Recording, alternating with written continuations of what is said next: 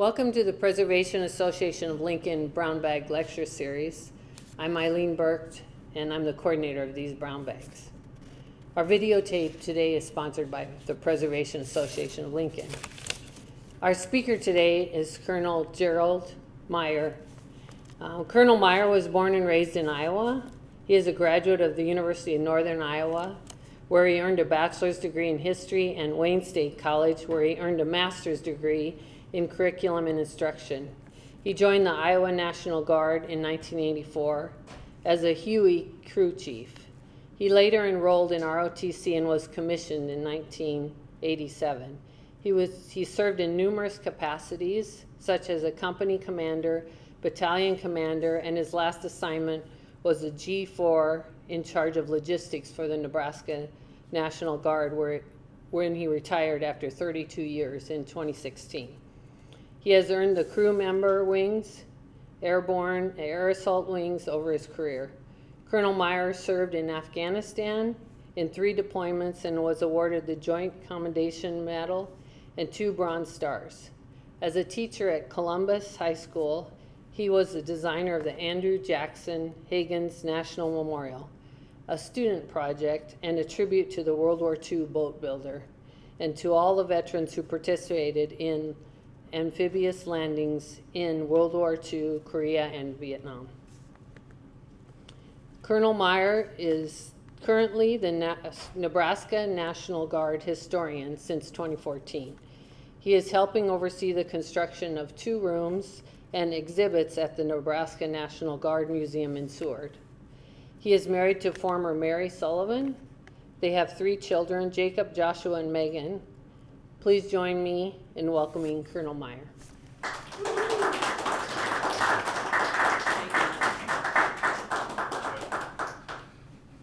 Thank you, Eileen, for that wonderful introduction. I was talking to some of the people in the crowd here in the studio, and asking what to expect and things like that, and they go, "What's your credentials?" I said, "Well, I've got a PhD in Higgins."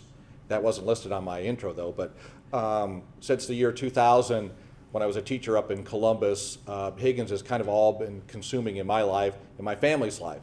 That's when we discovered the story of Andrew Jackson Higgins. And so it's come full circle, is now I'm the historian at the Nebraska National Guard. And what shows up in our collection here just recently?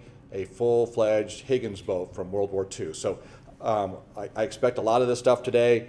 Let's get started. I'd like to, thank Eileen for the nice introduction. That was very nice, and thank you for being invited here today. Mr. Higgins, without a doubt, I think, is probably one of the most famous unknowns of World War II. Does that make sense? People knew his name.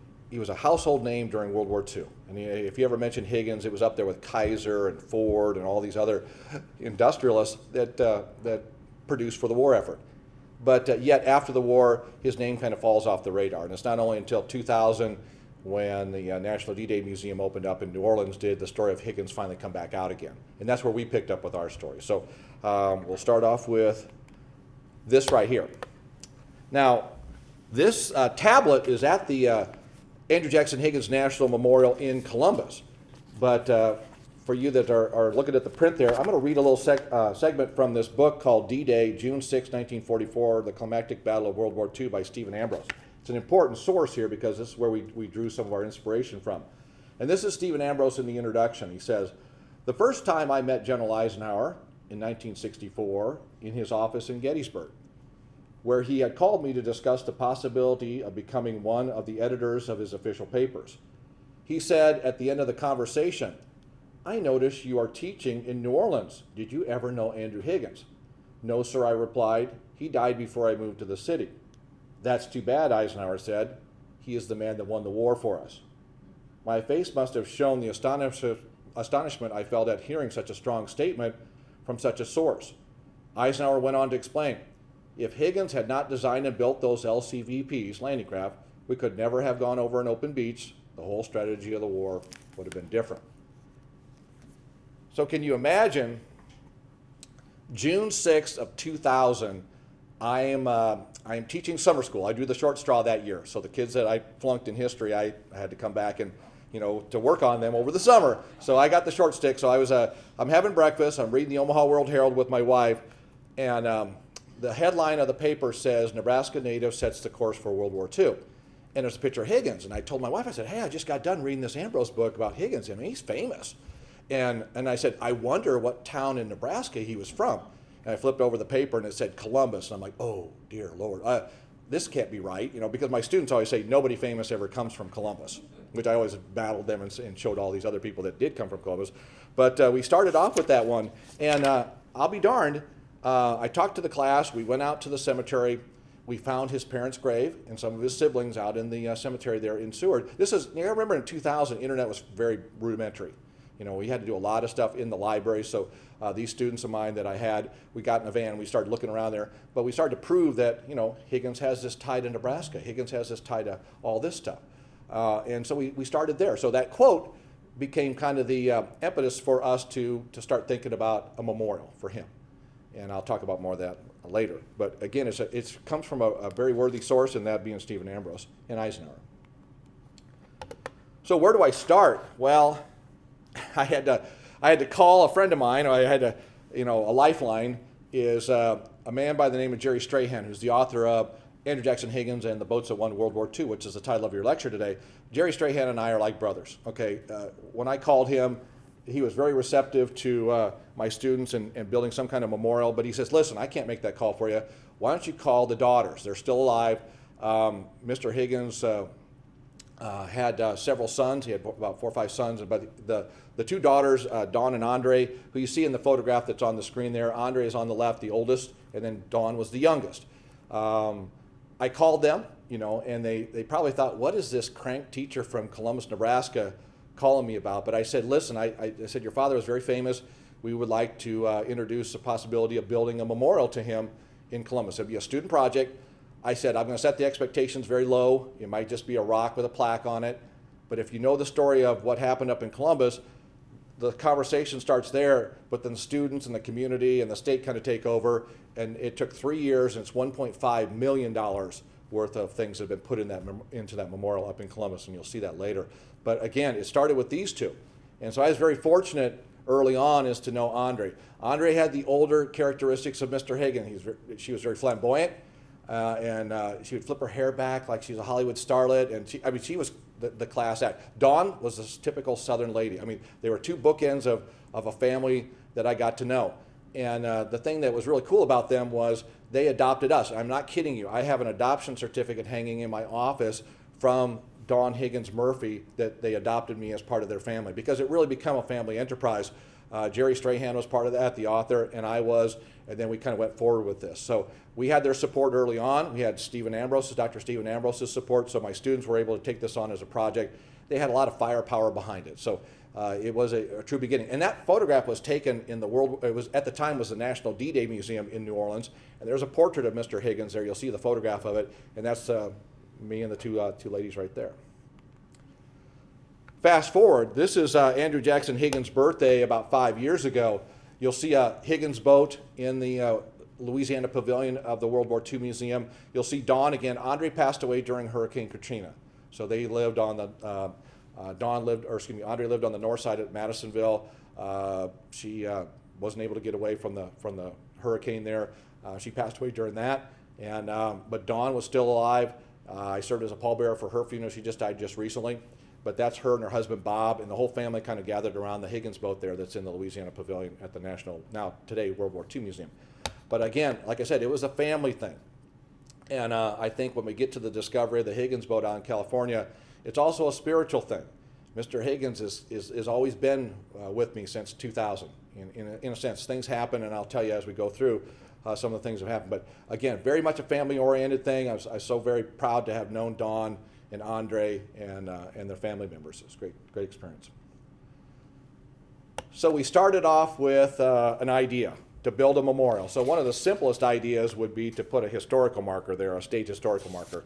Now I will tell you, they're not as easy as you think they are. Okay, so when the students are writing one and there's only so many letters or so many words, and then they have to go through Mr. Potter's review, and he starts, bleeding all over it and cutting out all their stuff. And they're like, hey, wait a minute, we're paying for this. We want what we want on there. And they're like going, well, there's a process. And so we ended up with a beautiful historical marker that we plopped down in the park there. We claimed it for our own to tell a little bit about Mr. Higgins. Now, the reason why Mr. Higgins is so important to this whole story is he's born in Columbus, raised in Nebraska, and then he served in the Nebraska National Guard. That's for my part. And then what he did in World War II. So this historical marker, like I said, kind of sums up in so many words his achievements. It also brings in that quote that Eisenhower said about him winning the war.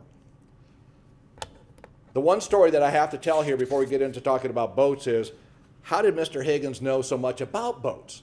Well, I tell you, when he was born in Columbus in 1886, by age 7, he was very much into business. He started a lawn mowing business there. He also did it in Omaha, but he was able to hire young men to do all the hard work. My kind of guy. So you don't do the hard work, you be the manager. And so he sold that business for like $1,000 back in the day, back in the 1890s, for quite a reasonable sum of money. But then when they moved to Omaha, his father had passed away. He fell down a set of stairs there in Columbus and died when Andrew was only 7. And so Annie, the mom, moved 10 children in herself to Omaha. And Andrew had problems with school. Now, being a former school teacher, I probably knew Andrew Higgins come through my classes many a time. But he had problems in class. He tended to bounce around from school to school to school, and his mom finally got tired of it. And if you look at this note here, this is his mom signing him into the National Guard of Nebraska at the age of 16. She said, I've had enough of you, you are in. So he joins what's called the Millard Rifles in Omaha as a 16-year-old. And that was not uncommon back then, okay? And so what happens with him is he goes into what's called the Millard Rifles, and you see his enlistment paperwork here. That is part of the Nebraska National Guard. It is an independent company, though. That becomes part of what's called the 2nd Regiment. But he signs in. His mom signs him in at age 16, and guess what? He accelerates in the military. The military provides him that whole business of family / discipline / you will or are expected to do this. And so what happens is he gets elected a lieutenant. Now, I had to go to school and I had to go through ROTC in order to be a commissioned officer. Back then it was a popularity contest, or it was, you could show some type of military leadership. They would elect you an officer. So he was elected an officer, and they challenged him relentlessly to do things while he was in the Nebraska National Guard, the Millard Rifles. And and what's really cool about this photograph here is, you had to buy your own uniform, had to get a sword and all this stuff, but you had to do all that. But he just ate this up. And then one of the biggest missions he had to do was he had to build a pontoon bridging system across the loop in the Platte River. Now, for those folks that live in Nebraska know that the loop in the Platte is very shallow but very wide. If you look at this photograph that was taken here when he did that, if you look at the front or the bows of these pontoon boats, you'll notice very much that is a similar design that was used in World War II in what was called the landing craft personnel. It was the one without the ramp on it. Those bows were exactly the same. So he learned something from his time in Nebraska in the way of shallow draft water, how to handle boats or how to handle pontoons, how to cross soldiers, how to do large-scale missions that were handed to him. He excelled at that. And then later in 1906, when he was done with his guard stint, he moved down south to start a lumber business. No, most people don't think Mr. Higgins, they always think he was a boat builder from the beginning. No, he was not. He wanted to get into the lumber business, and what he did when he moved down south is the Southerners would not sell him the really expensive land. He couldn't afford the expensive land, I should say. He couldn't afford the expensive lumber tracts down south, but he could afford the swamp land, okay, the cheaper stuff. But the only problem with that is you've got to get back there to get it, okay? So what happens is Mr. Higgins then uses his ability to multitask. He learns about boats. He goes to a night class, and he learns about the spoonbill bow and the semi-tunnel sterns, and he learns about agitated water plus unagitated and powers and all that stuff like that. So he designs a boat to pull logs out of the swamp. Well, that design that you see at the bottom of the boat is the same design you would see at Omaha Beach on all the landings that he did during World War II. So this boat design, and notice his factory here. If you look at the picture there, does anything stick out? If you have a boat factory, a boat building place, where should it be located? How about on water? It's not located on water. 8 or 9 of his plants were not located on water. So we'll see how they were able to transport boats out of these factories and off to the war effort later on. But this is his one on St. Charles Avenue. It's a little bitty plant here. Mr. Higgins, during the 1930s, wanted to keep his workforce on. Remember, Prohibition was going on, the Great Depression was going on. Mr. Higgins come up with a novel idea. Also, besides pulling logs out of the swamp, he also invented faster boats. And what he would do is he'd go to the rum runners from Cuba and say, listen, I got faster boats than the Coast Guard. So he'd sell them some boats. And then he would turn around to the Coast Guard and said, hey, the rum runners that are bringing in legal alcohol from Cuba, they have fast boats, but I got faster ones. So he'd tune up ones, the transmission on ones, and he would just go back and forth buying and selling these boats there to these entities. And people go, wow, that honestly is creative. Well, that emphasis on keeping these workers working saved us during the war, because these men and women that built the boats during the war knew what Mr. Higgins was like. They knew how to build boats, and all that expertise was kept in these small Higgins plants there in New Orleans. One of the early boat designs you'll see is a thing called the Eureka. And most of you, if you've heard the term Eureka, you've heard it with the 49ers, the gold miners out in California. And I'll come back to that later. But here was a boat that Mr. Higgins designed that when it came off the assembly line, it was wrong. Okay, when it first came off the line there, something wasn't right about it. Mr. Higgins says, we should destroy it, but go out and test it. And just like anything that's kind of a divine thing, is when they tested it, guess what? It worked better than anything they ever designed.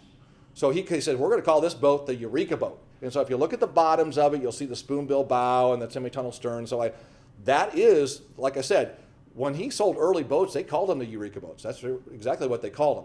And so this was the early ones of the World War II landing craft that you'll see out in Seward. But Higgins had this Eureka one. And I will say this as kind of a funny side note is, when we found the boat out in California and we had to transport it to a place to have it stabilized before it was transported here, you're not going to guess what city we took it to. Eureka, California. So Mr. Higgins, I think, got a good laugh out of that one. So, because I told people, I said, if you don't believe somebody's up there laughing at us, watch this one. Eureka, California, Eureka boat. So again, this was an early design, but a lot of that technology that you see in the bottom of this boat, the motor, everything like that, would be utilized during World War II.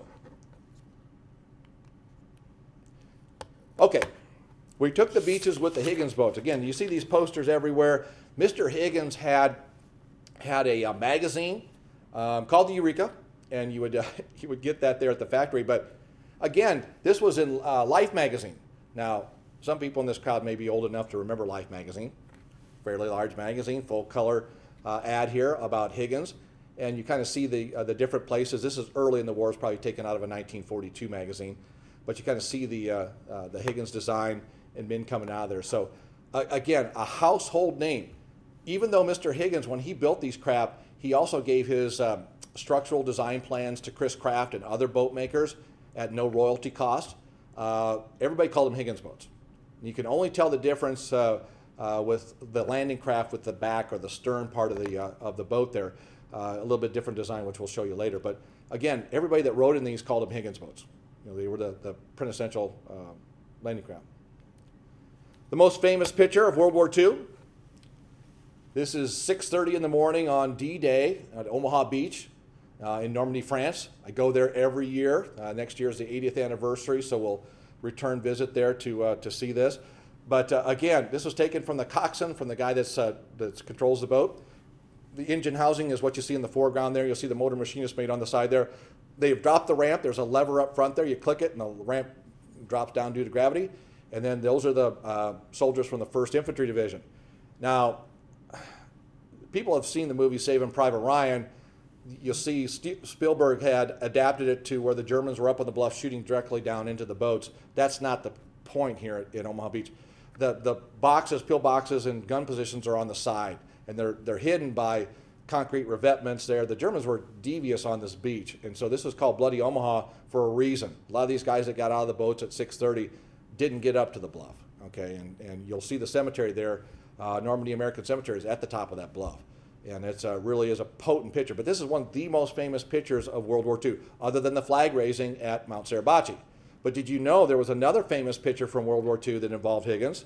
See if you get this one. Now, this is a statue. Okay, this is in the Philippines.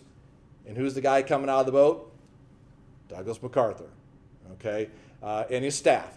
And people will remind me that this photograph or this statue was staged a lot. You know, with the coxswain would drop off MacArthur to go, oh, my pants are too wet, I got to go back, we got to do it again. And they did this shot several times, but they got it. It's the I shall return moment, okay, when he comes back to the Philippines. But if you look in the background of the real photograph, you'll see Higgins boats. Lots and lots of Higgins boats in the background. So he landed in one of those. And again, this is a statue that is in the Philippines. How do I know it was there? When we were designing the Higgins Memorial, we asked for sand from the Philippines to put into our memorial.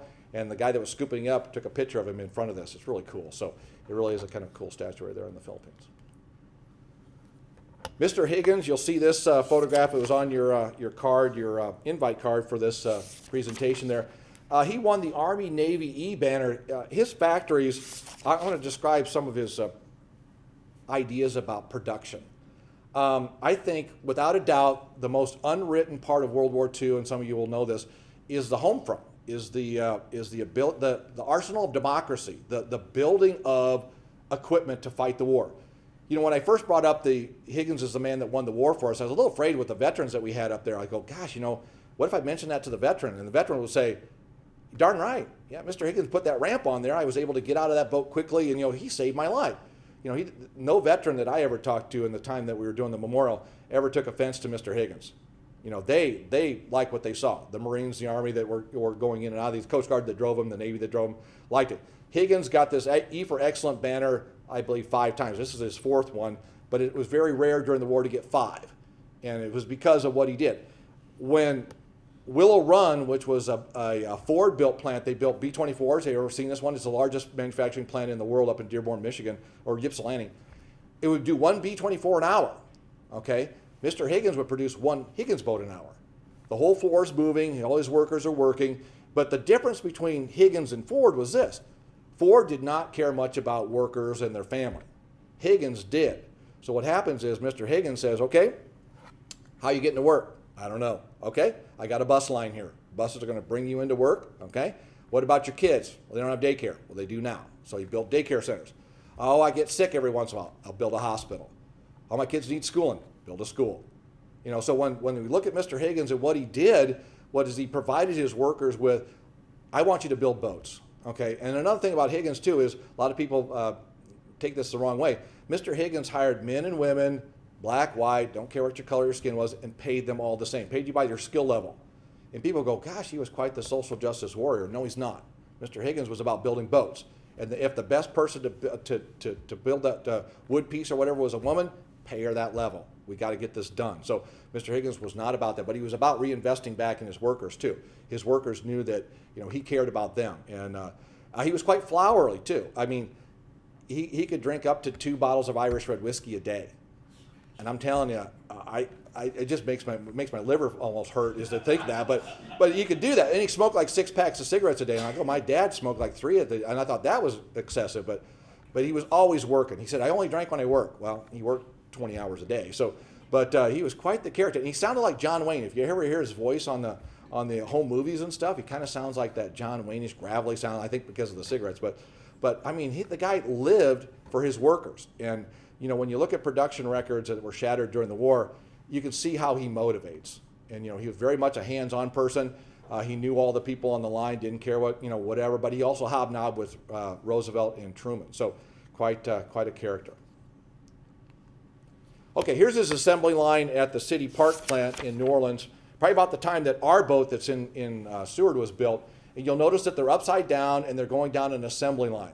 Now, I'm seriously, everything's moving, okay? There's you see the sign above it? The guy who relaxes is helping the axis. I mean, he took it seriously. He was like, I don't care what it takes. I want you at work. I want you tended to the station here. I want you building landing craft, as many as we can, because the armed forces need it. A lot of people don't understand, why didn't we invade Normandy in 1943?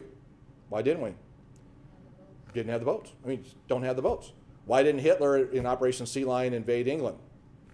Didn't have the boats. Okay, so again, this is the the ship to shore, if you look at the design of this boat, it's designed to get our men and material from the ship to the shore. And that's an important bridge that we need to talk about. Well, this is where they made them. As you're looking at this, you're kind of thinking, wait a minute, what are these boats made out of? As they're upside down like that. What are they made out of? They're made out of wood, okay? The landing craft vehicle personnel that you see in this photograph, you see the wood frames and everything, and you see the plywood that's on the outside. It's made out of mahogany plywood too. There's another thing about Mr. Higgins that a lot of people forget about, is Mr. Higgins was all about the Republic. He was all about the United States of America. Before Pearl Harbor, Mr. Higgins sent 2 of his own freighter ships to the Philippines to take as much mahogany back as he could. Most people at the time, when they talked about aggressions from the Japanese, were thinking about the Philippines. You know, the Philippines will probably fall. That's where we'll have the flashpoint, not thinking about Pearl Harbor, okay? Mr. Higgins knew that, so he's like, my gosh, we got to get this I need this wood. So he sent his own freighters over there at his own dime and took this wood back. So he was already making landing craft when the war started. But it's made mostly out of mahogany plywood. There are steel parts on it, the ramp, of course, and stuff like that, which we'll talk about later. But this is on a moving platform. And so out the end, they would go one at a time. They'd pop out there and they would put them on a rail car. Remember I told you most of his plants were not on water, they were on land. So you can go to this one, and this one is near the Delgado school there near Metairie Cemetery. You'll still see the railroad line coming in there and the outline of the plant, but it's all just it's a warehouse area now. So there's nothing there to really tell you the story about this plant. But this is where they made all their LCVPs. And they went off the back there, and there's some really cool home movies of them. Now, I don't, is there anybody from OSHA here? Anybody from the occupational health? Okay, I'll tell you the story. Okay, so when they came off the end of the assembly line there, they put them on the rail cars, and they weren't painted yet. So guess what he did? He put plywood scaffolding on the sides of the rail cars, and the guys rode the rails there, painting the boats as it went down to the lake.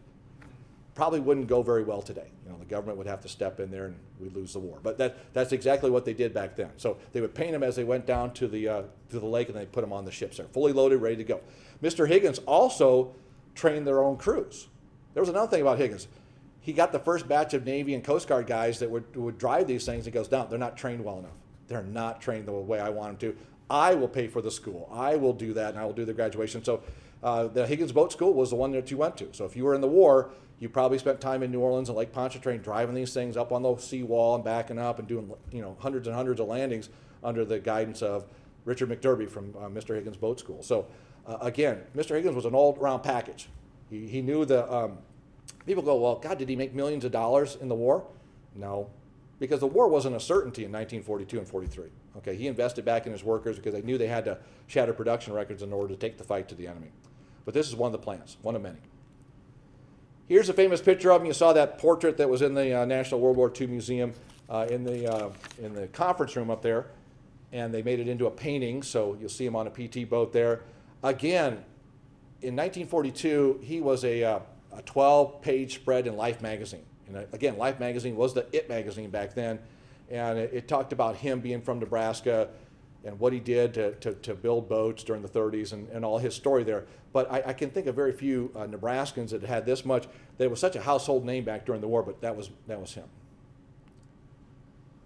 Here's his boat. This is the one that's in the National World War II Museum, and I will tell you one thing that you may not know is it is not an original Higgins.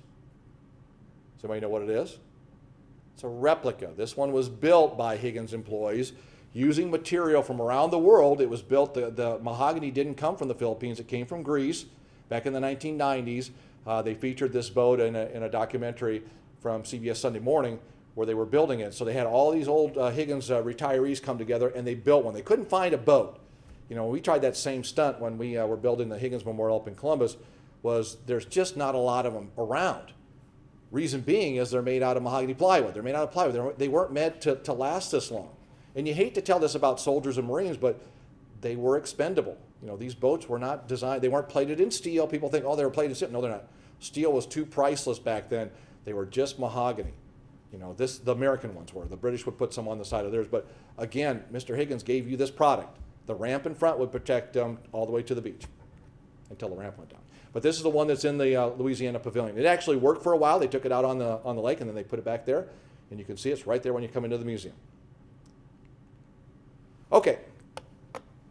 This is the Andrew Jackson Higgins National Memorial in Columbus, Nebraska. Couple key points here. The boat is a waterline steel 1943 model. That's what we used. Okay, we got the plans for it. We had a company up there make us one. It was called Greystone. They make rock crushers, and they made us a boat. They gave us the bay. They gave us the welder. Nucor Steel gave us the steel. You know, people just started coming out of the woodwork when we started this memorial back in 2000. I mean, it really was cool. If you go around the base of the concrete there, you kind of see that semicircle.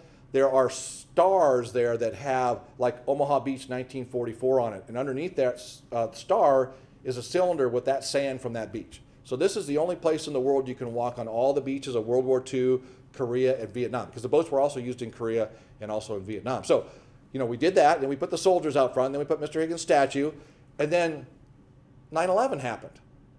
And then my students go, well, we got to do something else for the next year. So Jerry goes, okay. So we went on the next phase, and we put a Freedom Memorial. So if you look north or look up on that photograph there to the top of it, you'll see 7 tons of World Trade Center steel with an eagle on top of it. So my students were able to finagle World Trade Center steel from the 9/11 attacks and put it into the memorial. And all around there's probably 4,000 or 5,000 engraved bricks from veterans and families and stuff that helped support it. So it really became a all-encompassing thing to honor not only Higgins, but the people that wrote him, but also the people that made him, and also honors America. So I'm very proud of that memorial. It looks really good. They do a great job of taking good care of it up in Columbus. If you ever get a chance to go up to Columbus, and I know several of you said you had, go. Stop. It's right in Pawnee Park, right across the Loop River there. You can't miss it, right off Highway 30 and 81. But that's the Andrew Jackson Higgins National Memorial. It was completed in 2003. They added a couple little things on the end here, but it really is a nice memorial. Here it is at ground level.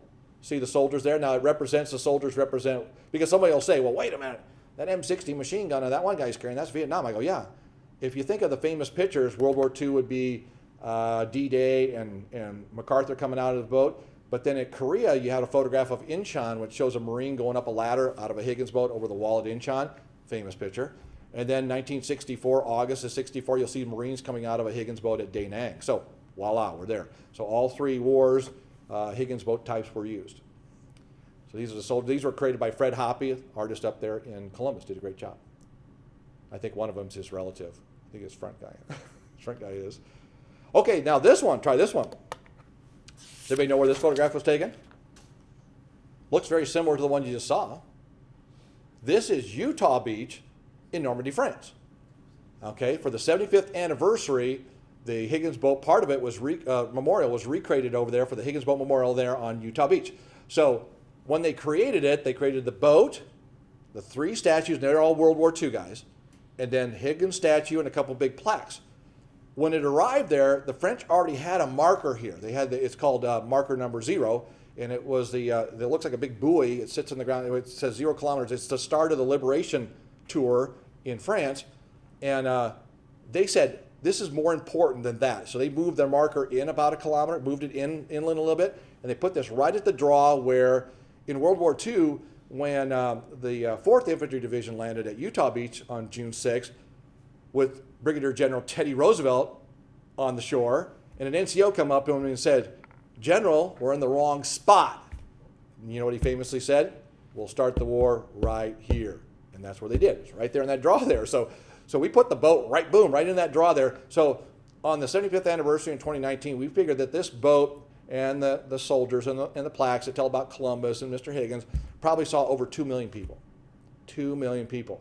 And I will tell you, when I'm there on tour, and I take groups over there every year, next year's the 80th anniversary for 2024, is I am surprised at how much the Europeans know about Mr. Higgins. I mean, I'm giving a presentation, and they'll spout out stuff about Higgins. I actually have to call Jerry Strahan, the author, and double check because they know their stuff. So we do a presentation here at the boat here, but it's right in front of the D-Day Museum there on Utah Beach. So it's really kind of cool. I'm glad a small student project turned into something as international as that one. This is the it's the Museum of the U.S. Army. It's in Fort Belvoir, Virginia. So it's near, let's see what you would know. It would be George Washington's house. Okay, it's near Mount Vernon. Okay. This shows a Higgins boat, and it shows soldiers coming down a rope ladder into a boat. So it actually is a World War II's, it's one of 9. Okay, ours is one of 9 also. So it's one of 9 Higgins boats that are known to exist today. That's one of them. That was the first exhibit that was put in the U.S. Army Museum. You imagine that? So I get a call from General Schultz. He used to be my brigade commander back in Iowa. And he's like, tell me everything you know about Higgins. I said, sir, we'd be talking for days, but tell me what you want. He goes, why would I make this one of the most important exhibits here? And I told him, I said, it is the most important. I mean, if you don't have the ship to shore, if you don't have that, it's going to be very difficult to do this war effort. And so it did. They put it in there. That was the very first macro artifact that they put in the U.S. Army Museum at Fort Belvoir. And it's beautiful. It's very well done. Okay, probably the one you want to get here is this story right here. You see what looks like, and this here is you've got a landing craft, and you got the ramp and the forestructure of this one kind of poking out of the lake. That is Lake Shasta, and that's December 19th, 2021. And if you look on the right side of the photograph, you see the land kind of going up there and kind of peeking off there at the top. That's 200 feet. The lake is down 200 feet due to 5 years of drought. So this is in the marina is kind of behind us in this photograph. So you take your boat and you launch it there, and you would go by this artifact here. And I will tell you, most Americans that went by it, no clue. I mean, we have video of the summer of 2021. Americans would go by and go, what is that? Well, that's a piece of junk or whatever. I'm not doing it. It only took a guy that was fighting forest fires out there that's from Great Britain, James Dunstan, that said, hey man, that's a Higgins boat from World War II. I could tell. And he had the wherewithal to call Jerry Strahan, the author of the Higgins biography. So he calls Jerry Strahan down in New Orleans, and Jerry goes, well, they already have a boat at the museum, but since Mr. Higgins is from Nebraska and they don't have a boat up there, I think we could probably make this work. And so we had some donors actually gave us some money. Van and Becky Valley of Seward had given us money to do a display on Higgins. And it was the exact amount that James was going to need to get the boat out of the lake. Now, who's laughing now? I said, okay. And Mr. Higgins knew how much it was going to cost. That's the exact amount that they gave. So what we did was we asked them if they would consider getting the boat out of the lake. Now, what makes this even sweeter is you can see the numbers on the boat. You can barely see them on the ramp there, but it's PA 3117. Okay? Some of you had come up here and you've got relatives that were on different transports. This is the USS Monrovia. How I knew that was I've studied about George Patton before. This was a boat that came off the USS Monrovia at Sicily in 1943. It was on the USS Monrovia. So APA 31 was the assault auxiliary ship, the Monrovia. I knew that right away. And I'm thinking, whoop, okay, that's famous. Well, Becky Valley, the one that helped give that impetus to get it out of the lake, her dad was Major John Cattle with the 9th Infantry Division, and guess where he landed during World War II? Sicily, where this boat landed. And all of a sudden it became a clicking motion of click, we need that boat, no matter what. We want to get that boat, we want to get it to Seward. So, it starts off in, the 2 days after this photograph was taken, it snowed 8 feet in the Sierra Madres. That lake is now all the way to the top. All the way to the top. Okay, so this was 5 years of drought. We had a very small window of opportunity. On the 21st of December, 2 days after this photograph was taken, we were able to get it out of the lake. Now, it wasn't a professional recovery operation. It was like, hey man, the water's coming down the river, we got to get it out of the lake. So they did by hook and crook. They got it. They put big pillows underneath it, floated it, and got it on a hauler and got it out of there. But that's a photograph that James took a couple days before they took it out of the lake. See the pillows that I'm talking about? There are some holes we put it trying to get it out of the lake there. But James was at, some of the stuff's missing. The fuel bladders in the back there with that big hole in the back. You see the gun ports there still there. It basically is an intact Higgins boat minus the motor, all the structure like that. The ramp is there, but the little window, this front part right here that you see up the front is missing. So honestly, when I look at it, she's a thing of beauty.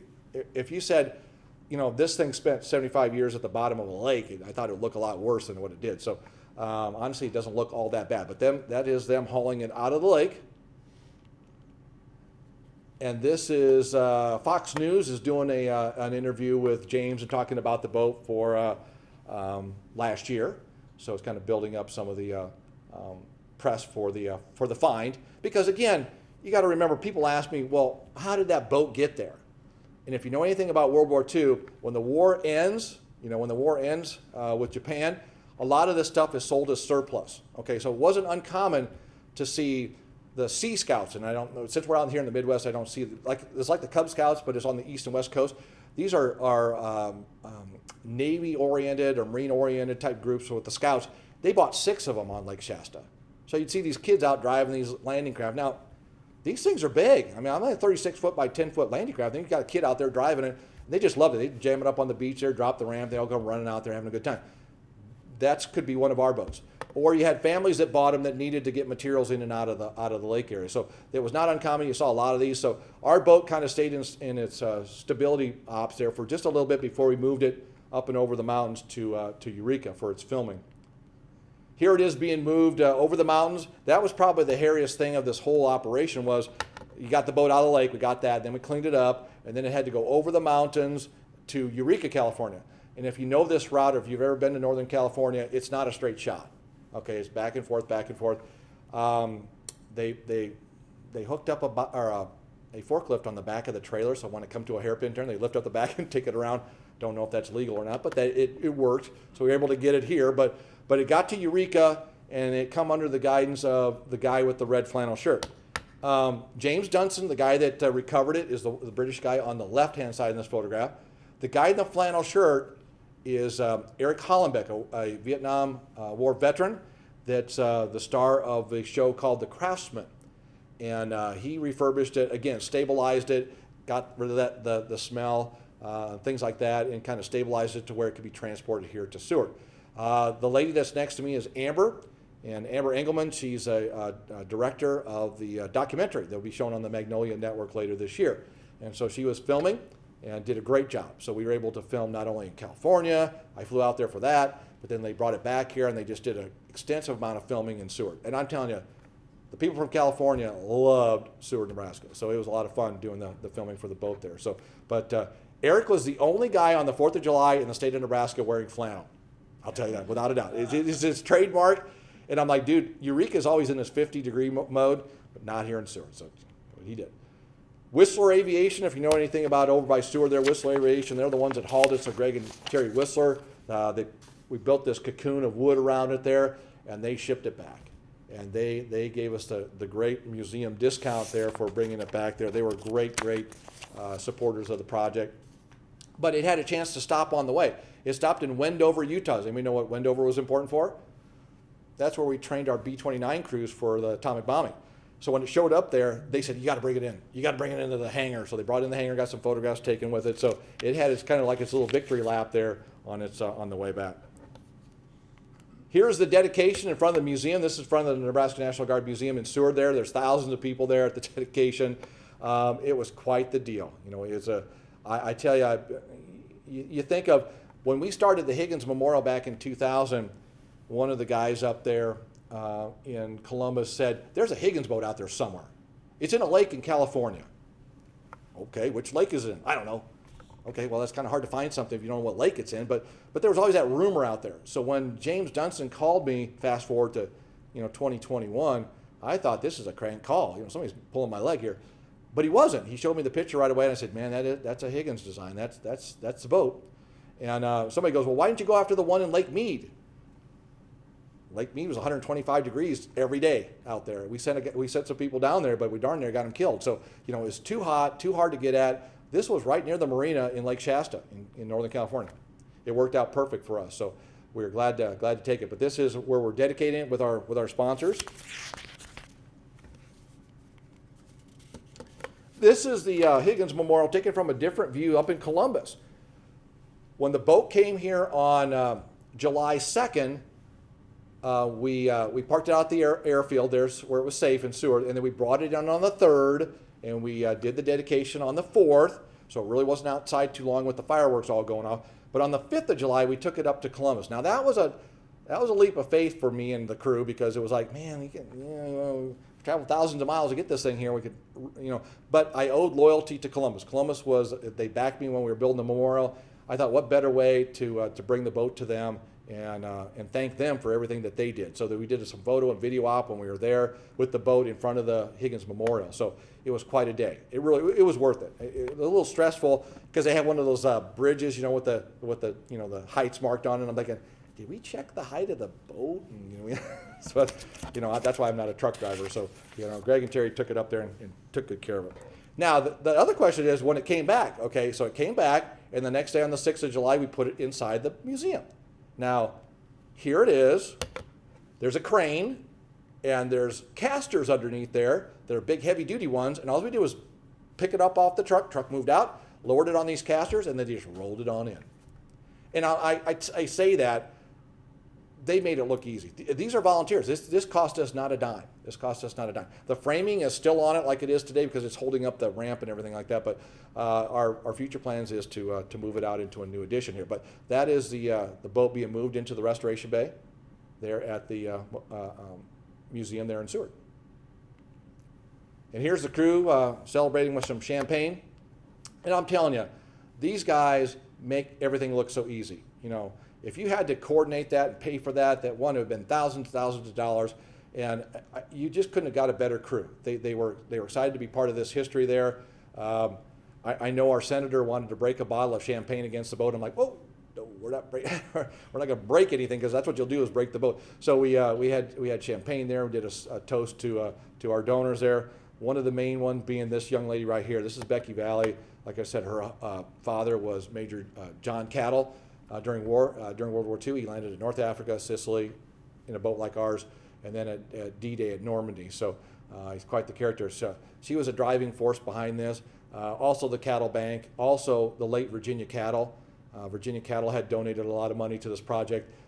She passed away just recently at the age of 102.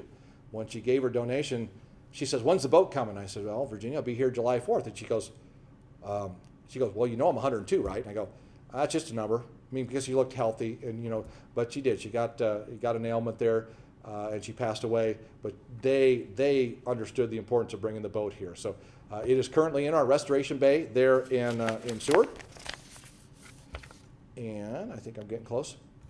And this is a photograph of me in my younger days, real younger days, back when we were building the memorial. So my students are on the left, and then we got all the shakers and movers in Columbus and the VFW and the Legion on the right. Some of the things about our boat, though, in Seward that I want to talk about here before we wrap up. You should know why it's here. Why did we go to great lengths? Because it wasn't just only the donation to get it out of the lake, but we had to transport it, stabilize it, bring it here. A lot of resources were expended by the Van and Becky and the Cattle Bank and Virginia to get that boat here. Okay, so why is it here? Well, Mr. Higgins was in the Guard, which is a good selling point. He was also instrumental in helping win World War II.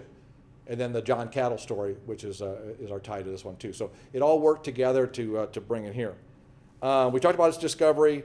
We talked about what it was made of, but what powers this boat? Well, the motor is at the bottom of the lake somewhere. So the National World War II Museum gave us a gray marine diesel, 225 two-stroke diesel motor that we have there on display. And that thing will actually work. There were some diesel mechanics there the other day that popped up the main thing and said, this thing will run like a top.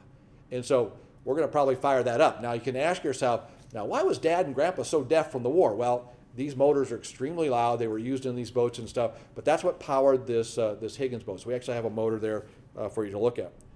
How many landings did our boat make? Ours made 7 landings. The first one was at Sicily, and the other ones were in the Pacific. So it started off at Tarawa, and if you know anything about the Pacific and Tarawa, they misjudged the tide. So they're coming up on the reef there, which is about 1,000 yards from land. Bonk! They run into it. They drop the ramp, and these poor Marines walked 1,000 yards under machine gun fire. We don't think a lot of the Marines from the Monrovia made it ashore, okay, because of this thing.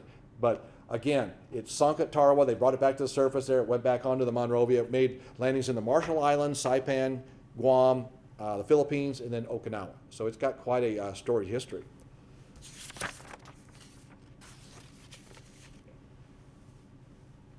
Are we going to restore it? Now, since it's in the restoration bay, my thoughts was I name it the restoration bay because that's what it is. That's where we do our restorations and stuff. It's not going to be restored. It's going to maintain its ghost-like appearance. So when you look at it, it's cool. You can see the mahogany coming through from the paint. You can see the bullet holes on the front of the ramp. If I were to change all that, what's the difference from the other ones? How rare is this boat? Let's go step out for a second. How rare is this boat? It's one of 9. Okay, the list used to be 16 until a guy that came in that studies these, he said, that other one that's on that list, that's got some fiberglass in it. Take that one off. You would just go down the list. Take that one off. Take that one. These are not original Higgins, World War II Higgins boats. And so we're down to 9. So put that in perspective. 9 of what? 9 of 23,000 that were made during the war. So there's only 9 here. So they're not, you don't see them everywhere, okay? And so to have this boat is very, very important for us, not only to tell the story of Higgins and the soldiers that wrote it, but the people that made them. That is immensely important to us. Where is Higgins memorialized? Well, up in Columbus at the Andrew Jackson Higgins National Memorial that I helped with my students build. And then down in World War II Museum down in New Orleans, used to be the old National D-Day Museum. That's where he built his boats. Now, people go, well, what, any Higgins boats built here in Nebraska? Yes, there were. He built some of the all-steel landing craft mechanized, the bigger ones. They're made out of steel in Omaha. So they did actually make some Higgins boats here in Nebraska. But most of them were made down in New Orleans. And then also the Utah Beach Higgins Memorial that we see over there in Normandy. Who sponsored the project? Like I said, if it wasn't for the cattle bank and the Van and Becky Valley from Seward and Virginia cattle, we wouldn't have gotten the boat here. And I say that in all sincerity.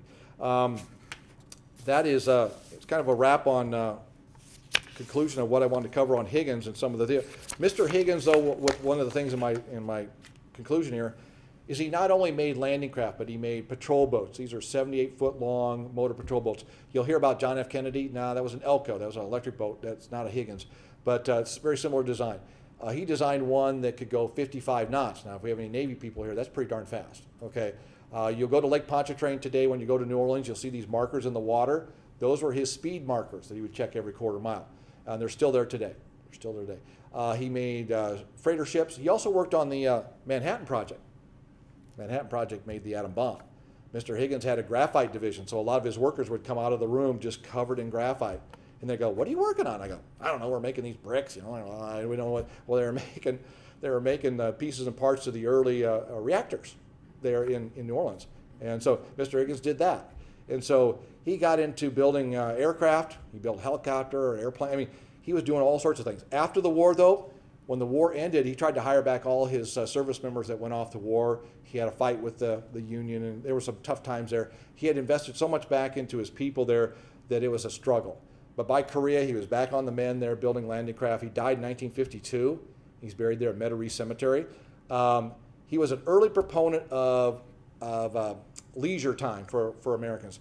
But you got to remember, after World War II, Americans wanted to buy houses, refrigerators, and cars in that order. I mean, it was just like they don't want pop-up campers and roundabout wooden boats and stuff like that. That catches on in the 1960s. So Higgins was actually very far ahead of his time for what he wanted to do after the war, but he was too far ahead of his time, and he passed away, like I said, in 1952.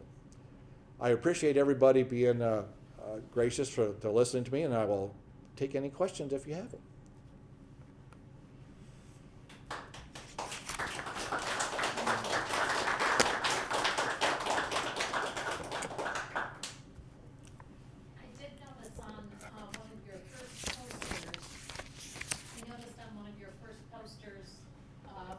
Higgins that it said ever decreasing costs. Yeah.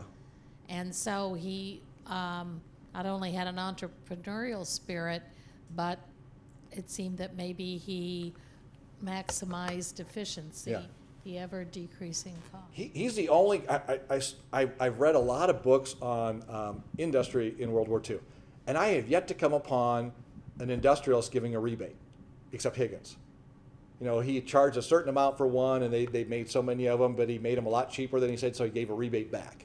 He gave the money back to the Treasury. And it's like, I don't see that. I don't see the Fords doing that. I don't see Kaiser doing it. I just don't see it. So Higgins was all about production, though, about producing the numbers. That was his big thing. And, boy, he just reinvested back in, decreasing cost. You could buy these Higgins boats at the end of the war as surplus for $350 to $500. Now they're worth millions. Okay, because there's just not any out there. So, but Higgins built them and built them well. Yeah. Was he the sort of manufacturer that would continually be improving the whole system and everything?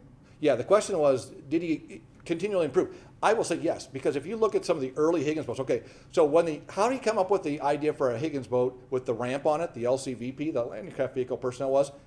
A Marine out in China by the name of Victor Kulik had sent him some photographs. And of course, back then we didn't have the Defense Department, we had the War Department. Okay, so they got these photographs of these Japanese barges with these little ramps on it. And so Kulik had written, you need to get this to somebody, and somebody needs to be working on a landing craft for the Marines that have a ramp on the front. And so when Kulik got back from China, he said, hey, where are those photographs I sent? And he goes, I don't know, they're over here. They had pigeonholed them in a little cubby, and somebody had written on the outside, from some nut in China. And Kulik was not the person to mess with. He was like, he sent him to Higgins right away and says, you get on this. And Higgins was able to design, what they did was they took an LCP, landing craft personnel with a bow on it, took a big saw and cut the front off of it. And then, and then the guy come up there and goes, Graham Haddock was his chief designer. He goes, what are we going to make for a ramp? And he had one of those old cigar boxes, those old cigar boxes you open up and close. He goes, what about that? And he goes, that's it, make it.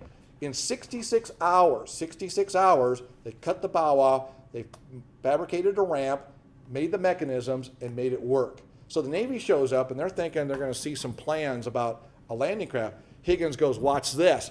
Boom, the ramp goes down, a little tank goes rolling out of there. They go, there's your landing craft right there. And so Higgins was that way. So a lot of the early landing craft that we see, and that's why ours is so, there's some jinky parts on there that are like, wow, what is this? It's that transition from making jigs and making it as part of a process to actually making real landing craft. I mean, they would just take them, it was easier for them to make a whole LCP and then cut the front off and then throw that over and then put a ramp on it. And so you see a lot of the early ones there. But he was always waking up in the middle of the night, and I found this about Higgins, was he would write stuff down, and then next day he would wake up and he'd give it to his people, and they would turn that dream into a reality. He did that a lot, so. Maybe it's the water in that area because the inventor of the center pivot. You stole my thunder, yeah. Well, yeah, one of the two most unknown, probably the most influential historical figures would be Andrew Jackson Higgins and Frank Ziebach. I mean, without a doubt. I mean, Frank Ziebach was center pivot irrigation, but they're both from Columbus. And Walter Balin maybe too. Yeah, it was impossible to set up an assembly line for him because by the time they almost got it done, he had changed the center pivots. Yeah. It must be the water. Must be the water. Yes. How did you ever organize 30 high school kids or whatever? Oh yeah, I wish it was just 30. Yeah, it was about 100 and some each year. We did it for 3 years in a row. Yeah, it was like herding cats. But I mean, I had freshmen, so the freshmen were really pretty good. The juniors had cars by then, so they were a little more squirrelier. But the freshmen, I had them completely under control. And the parents would bring them up on a Saturday. I always told the principal, I said, you're not going to believe this, boss, but we have to open up the school on a Saturday because kids want to come to school. And they're like, what are you doing up there? So, and it just become it becomes something of a pride to them. So I think if you give these young people enough of the challenge of this, building this memorial, and Higgins was a flowery character. I mean, if you met his relatives and my students got to meet all these people, they become part of it too. We took the students down there to the museum and we showed them why they're doing what they're doing. Thank you. Thank you.